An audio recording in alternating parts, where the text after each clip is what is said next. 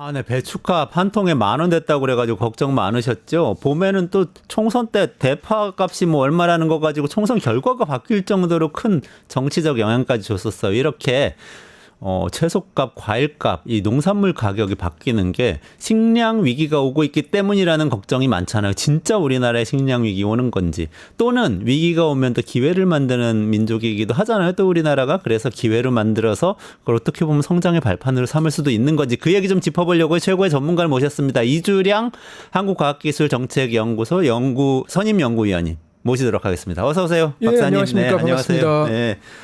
아니, 그 과학기술 정책하면 우리 보통 뭐 반도체, AI 이런 거 생각하는데 지금 농업하고 식량 이런 쪽에 연구를 하시는 건가요? 네, 그렇습니다. 그 국가가 챙겨야 될 과학기술 정책 중에 농업과 식량은 아주 중요한 영역이거든요. 특히 이제 그 전략산업이고 기반산업이기 때문에 또 민간이 완전히 할 수 있는 영역이 아니라서 국가가 반드시 챙겨야 되는 영역입니다. 아니, 그 개인적으로도 그걸 연구하시는 거죠. 그 책도 내셨던데. 책 제목이 어떻게 됩니까?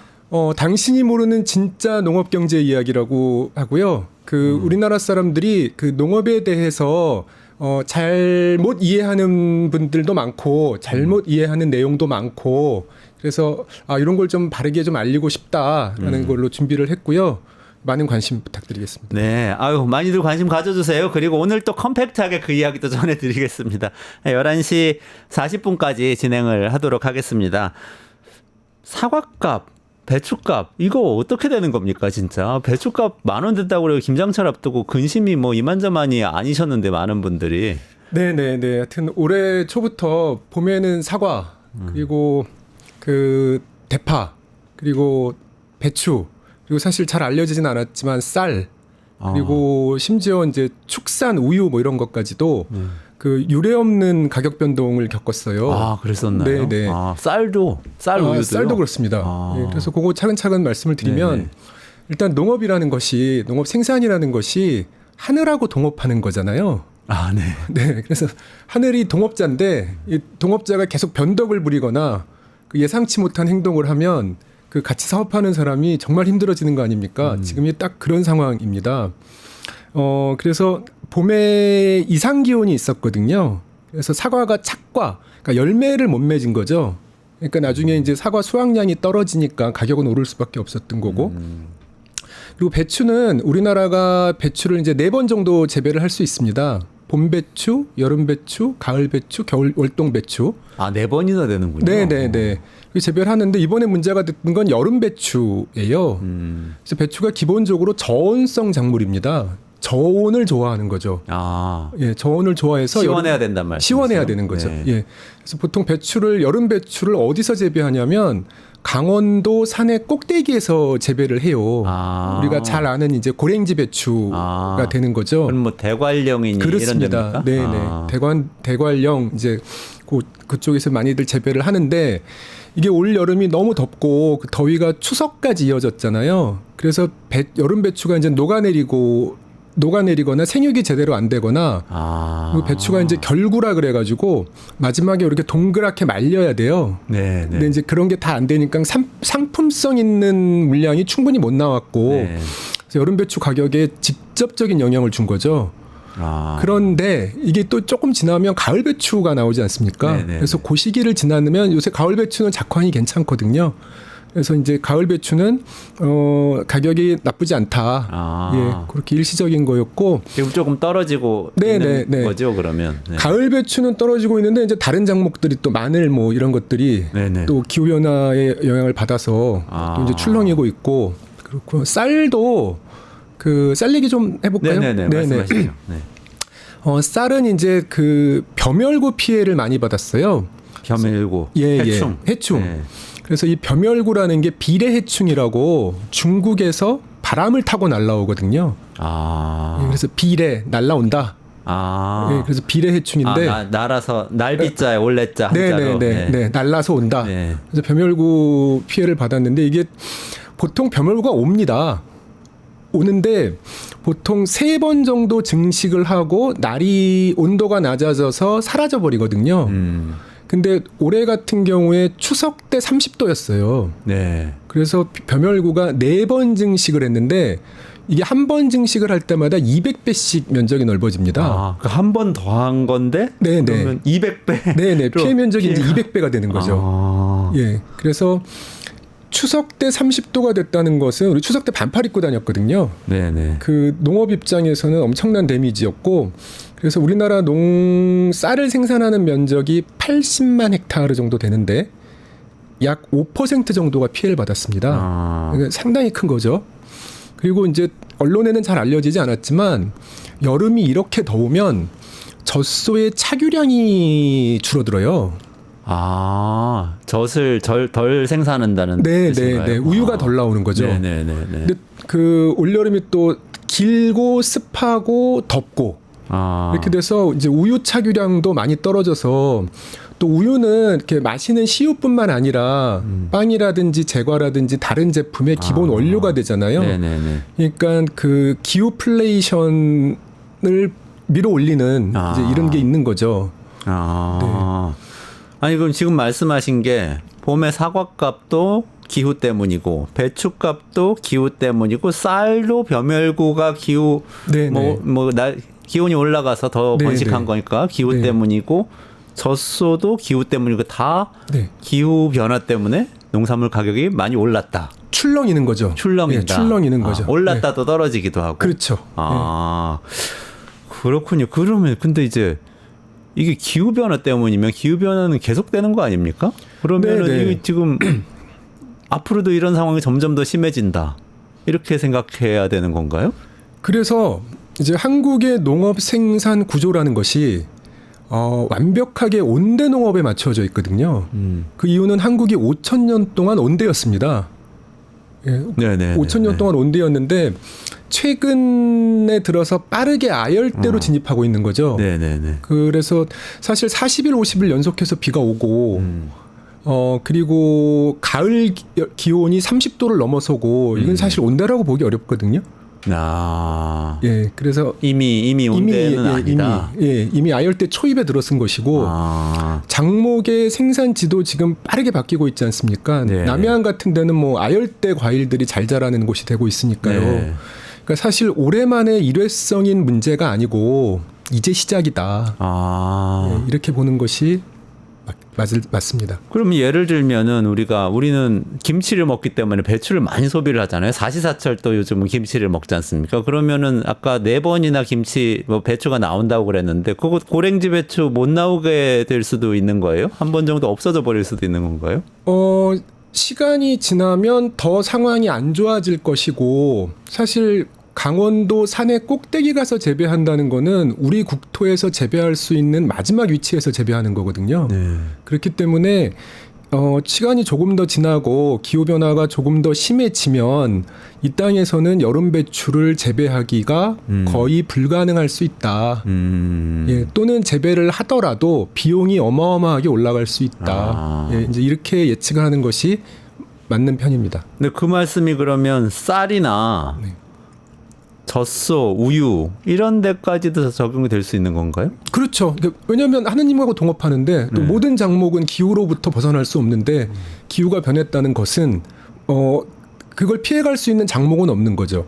아. 심지어 온실에서 재배하는 작목이라 할지라도 뭐 온실이라고 만능은 아니거든요. 네. 외부 기온이 높아지면 온실도 높아지는 거거든요.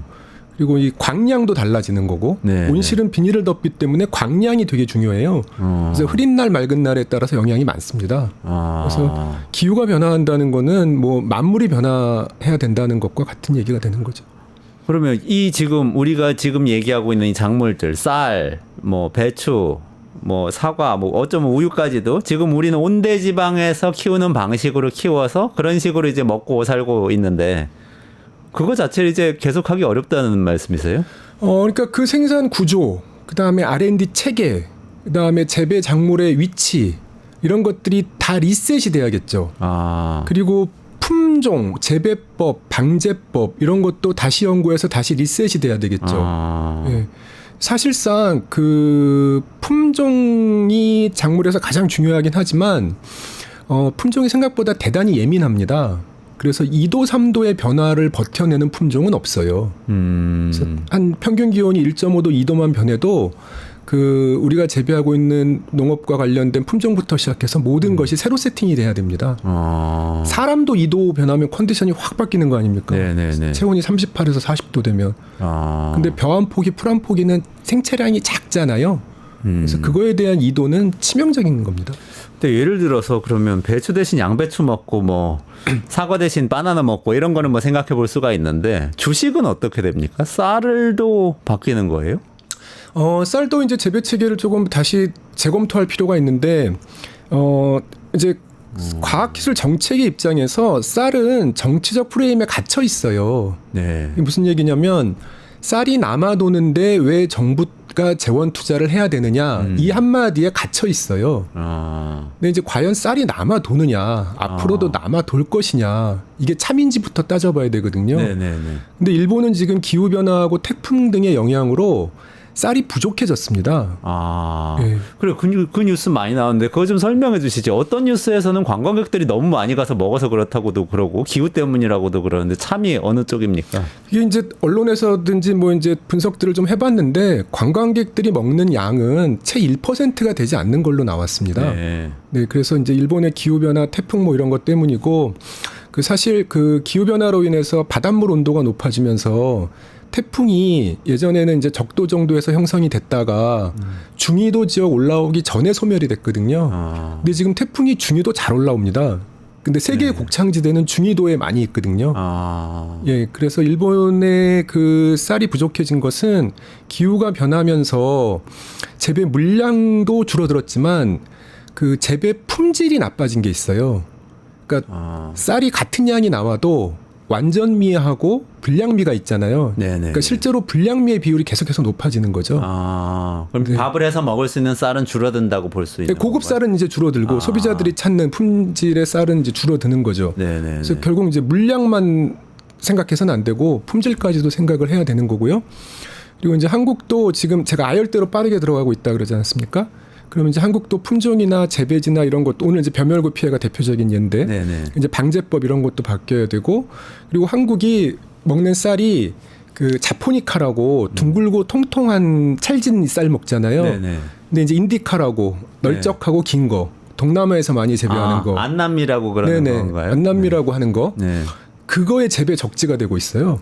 그래요? 네, 그러니까 남해안 쪽은 이제 안남미가 잘 자라게 되는 지역이 되고 있고요. 또 이제 우리나라 국민들이 조금 다르게 생각하는 게 안남미도 품질 좋은 안남미는 그러니까 인디카는 맛있고 찰지고 그렇습니다. 아니 뭐 흩어져 가지고 우리는 되게 네. 막 푸석푸석하고 맛 없는 걸로 많이 생각하는데. 그게 이제 옛날 기억들이에요. 예, 근데 꼭 자포니카라고 해서 좋고 인디카, 안남미라고 해서 나쁜 게 아니고 품질 따라서 다 다른 겁니다. 그러면 베트남 쌀 뭐 이런 쌀도 네. 쌀하고 비슷한 걸 앞으로 우리가 먹어야 되게 될 수도 있다는 말씀이세요? 네네, 그걸 재배 이제 적극적으로도 해야 되고, 네, 이제 그 생산 구조나 체계를 많이 바꿔야 되는 거고요. 결국 다 돈입니다. 돈을 투자를 더 해야 되는 네네. 상황. 그 아까 쌀 말씀하시다가 제가 살짝 더 궁금해졌는데 그럼 지금도 쌀이 남지 않는다는 말씀을 하시는 건가요? 남아서 처치곤란해서 뭐 북한에 보내자 어쩌다 뭐 막 얘기를 하잖아요. 지금은 남는데 네. 앞으로도 계속 남을 거다라는 거를 당연하게 받아들이면 안 되는 거죠. 예, 지금 부족해질 수도 있다. 그러니까 지금 우리가 380만 톤 정도 생산을 하거든요. 연간. 네, 연간. 그리고 40만 톤은 의무 수입을 해야 되거든요. 네. 쌀 시장 개방이 늦어지면서 국제사회로부터 받은 페널티입니다. 네. 그러니까 쌀도 380만 톤도 남는데 40만 톤은 반드시 사와야 되는 거거든요. 네.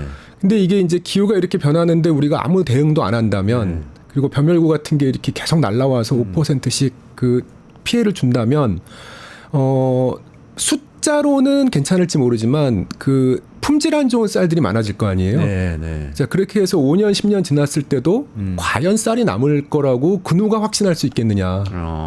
그리고 만약에 그때 쌀이 부족해졌다고 봤을 때 또는 쌀이 남지 않는다고 봤을 때 그때 대응하면 지금보다 훨씬 큰 비용을 내야 되지 않겠느냐라는 거고요. 그러니까 쌀이 남아 도는데 무슨 투자냐. 이 프레임에서 좀 벗어나야 됩니다.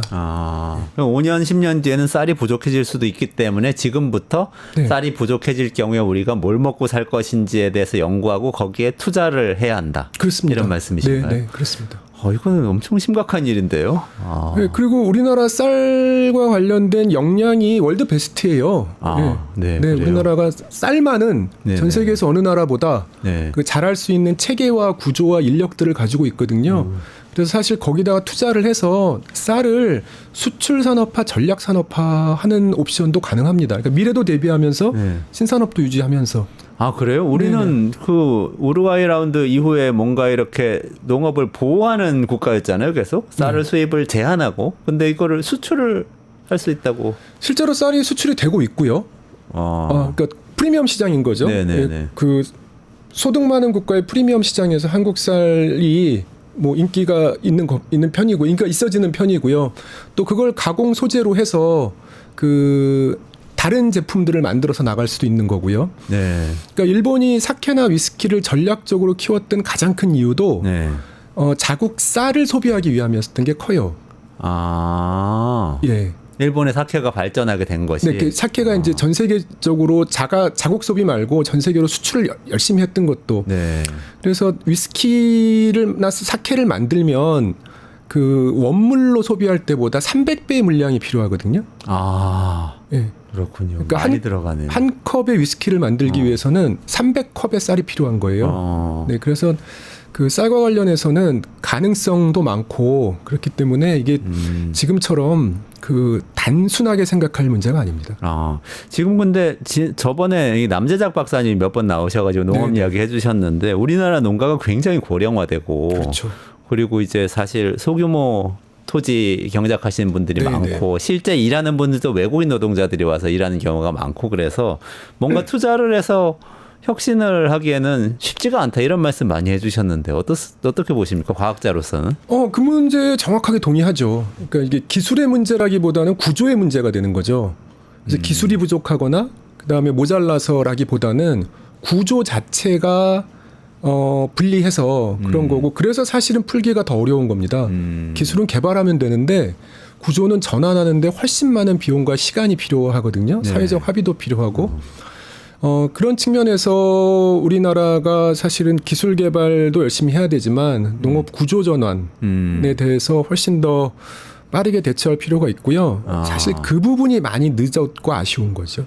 지금 구독자님들이 아드리아 호영님 포함해서 장독대님도 계시고 안드로메다로 간다님 지구로 돌아오시면 좋겠는데 이분들 많이들 이렇게 얘기하시네요. 그러니까 농업에 좀 정부 차원에서 많이 투자하고 지원하면 좋겠다 이런 생각을 일반 시민들도 많이 하시는 것 같아요. 근데 정책 당국에서는 그렇게 생각을 혹시 안 하고 있나요? 정책 당국에서도 많이 하죠. 많이 하는데 이제 한국이 그동안 이제 산업화의 속도를 내다 보니까 그 빠른 성과 이제 이런 것들을 하는 것들은 잘 하는데 농업처럼 긴 호흡이 필요한 것들, 그다음 농업의 움직임은 이 항공모함 같은 거거든요.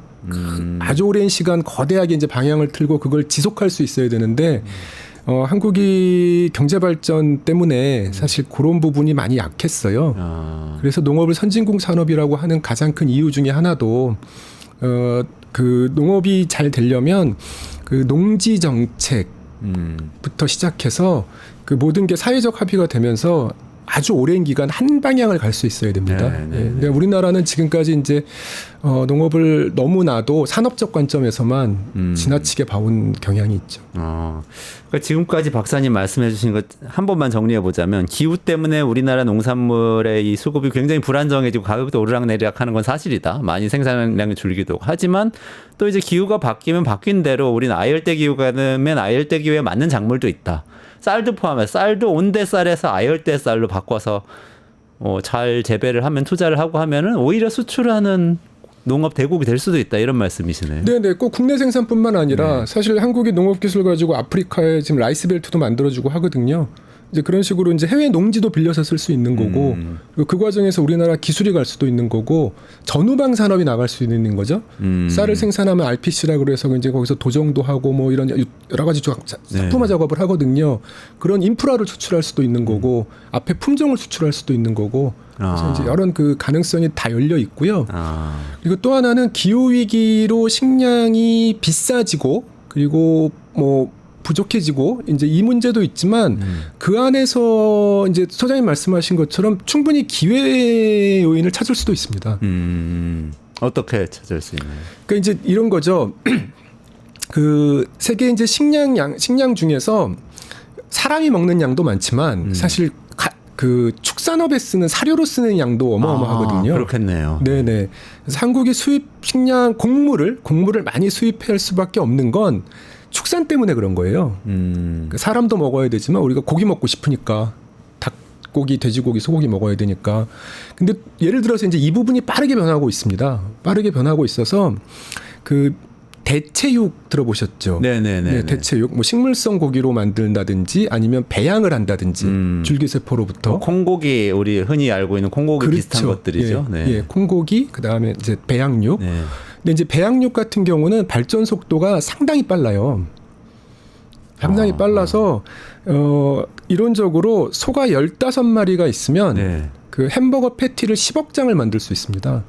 10억 장이요? 네네. 15마리 가지고. 소 15마리에서 줄기세포를 추출하면 햄버거 패티를 10억 장을 만들 수 있어요. 그걸 배양해서. 네. 그러니까 기존 축산업하고는 수율이나 효율성 경쟁이 무의미한 거죠. 그러네요. 네. 그리고 실제로 이게 미래 먼 기술이 아니라 2040년 정도 되면 그 우리가 키워서 먹는 고기는 40%로 쪼그라들고 그리고 배양육이나 식물성 고기가 30 정도 차지할 거다라고 전망들을 이렇게 하고 있어요. 근데 그렇게 되면 지금같이 곡물이 많이 필요하지도 않거든요. 네네. 오히려 그런 기술이 필요한 거지. 네. 근데 그런 푸드테크 기술 관련해서 또 한국이 해볼 만합니다. 예. 그러니까 기후 변화 때문에 그런 직접적으로 뭔가 사육하고 하는 게 그렇죠. 힘들어지더라도 네네. 다른 출구가 열리는 거죠. 푸드테크를 통해서 극복할 수도 있고. 네네. 우리나라 강점이 있습니까, 근데? 우리나라가 뭐 농업 생산 기술력, 그 다음에 식품 기술력, 그 다음에 그거가 관련된 기초 기술력, 이 좋은 나라죠. 그리고 원래 식문화나 이런 것들이 다양성이 다른 어떤 나라보다 있는 나라들이고. 네. 그래서 사실은 지금 이제 우리가 반도체나 석유화학이나 자동차 등 그 물리기계, 피지컬한 제품들 위주로 전략 산업을 가고 있잖아요. 네네네. 근데 이제 첨단 바이오라는 엄브렐러 아래에는 이런 푸드테크나 이런 것들이 분명히 있는 겁니다. 그런데 생각해 보니까 예를 들어서 전 세계에 맥도날드가 그렇게 많은데 거기서 네. 그냥 소고기 대신에 배양육을 사용한다 그러면 그 시장은 엄청나지겠어요? 시장도 엄청나지고 곡물 생산량도 지금처럼 이렇게 많이 필요하진 않죠. 그러네요. 그리고 사실 이제 우유나 계란 같은 경우도 그 굳이 소나 닭에서 하지 않아도 네. 충분히 식재료용으로 만들 수 있거든요. 뭐 어떻게 만드나요? 배양하는 건가요, 그것도? 이제 그 기술들이 이제 있고 실제로 제품들이 나오고 있어요. 예, 나오고 있어서 소 없이 우유가 나오는 건가요? 그런데 CU라고 이제 맛있는 건 안 되더라도 네. 그 예를 들어 뭐 쿠키를 만든다든지 빵을 하는데 넣는 우유 정도는 예, 그거는 이제 두유 만들듯이 만들 수 있는 거죠. 예, 그래서 이제 그런 식으로 하다 보면 그 새로운 산업과 기술이 열리고 기존 농업 체계와는 조금 다른. 그래서 이제 기후가 변화하고 있지만 세계 식량 시스템이 지금처럼 쭉 갈 거다. 그거를 또 당연시 생각해서는 안 되는 거죠. 완전히 바뀔 수도 있다는 식량 거네요. 시스템이 완전히 바뀔 수도 있다. 지금은 곡물이 굉장히 중요하죠. 엄청 뭐 중국이든 미국이든 곡물 많이 생산하는 국가가 엄청나게 많이 수출하고 그렇죠. 우리 또 수입해다가 막 뭐 밀가루 빵 만들고 이런 식으로 하는데 그게 아닐 수도 있다. 네네. 미국산 소고기 수입해서 먹는 게 아니라 우리나라에서 배양해서 그렇죠. 햄버거 먹을 수도 있다. 네네. 이런 얘기가 되네요. 네. 그러면 우리도 수출국이 될 수도 있다. 이렇게 그렇죠. 연결되는 거예요. 네, 그렇습니다. 실제로 구워 먹는 고기는 길러서 먹어야겠지만 햄버거 패티 같거나 그다음에 가공육 같은 경우는 양념도 치고 뭐 소스도 치고 그래서 이게 사실은 꼭 생고기일 필요가 없거든요. 근데 그런 부분이 어마어마하게 있는 거죠. 아니 말씀 듣다 보니까 생각이 나는데 지금 아드리아 호영님이 또 의견 주셨네요. 앞으로 식량 전쟁이 일어나는 거 아니냐 뭐 이런 질문도 주셨는데요. 그러니까 우리는 지금 기후위기 때문에 식량 위기가 온다. 다 모자라져서 그러면은 서로 곡물 재배할 수 있는 땅 차지하려고 막 전쟁이 막 벌어지고 이러는 거 아니냐 이런 생각을 하고 있는데 좀 다른 접근이신 것 같아요. 이제 식량 위기의 정의가 뭐냐 이제 이것부터 조금 정리를 하면 결국 이제 우리 일반 국민들이나 일반인들이 생각하는 식량 위기는 물량이 부족해질 거다라고 그렇죠. 이렇게 딱 선입견으로 생각을 하잖아요. 네. 근데 물량 위기 이전에 가격 위기라고 봐야 돼요. 그러니까 물량은 있으나 네. 전보다 비싸게 사와야 된다. 물량은 있으나 네. 특히 이제 한국 같은 소득 국가가 세계에서 사올 식량이 모자라서 돈 주고도 못 사온다. 이 상황이 벌어지기는 그렇게 쉽지 않고 그 정도 상황이 벌어지면 사실 거의 전지구적 재앙이라고 봐야 됩니다. 근데 가격이 오르는 것도 엄청난 위기거든요. 네, 그렇죠. 특히 식품과 식량 가격이 오른다는 것은. 그래서 우리는 그거를 안고 갈 수 있을 정도의 경제력이 있지만 실제로 그렇지 못한 나라들은 폭동, 정권 교체 이런 게 이미 10년, 20년 전부터 빈번하게 일어나고 있습니다. 맞아요. 예전에 뭐 멕시코에서 또띠아 뭐 혁명 네네. 같은 것도 일어나고 그랬던 네. 기억이 있어요. 네, 그렇죠? 그 아랍의 봄이라고. 아랍의 봄. 네, 이집트를 중심으로 하는 그 지역에 이제 밀이 부족해지면 네네. 바로바로 폭동이 일어났던 네네. 그런 적이 있죠. 우리는 거기까지는 가지 않을 것이다. 네.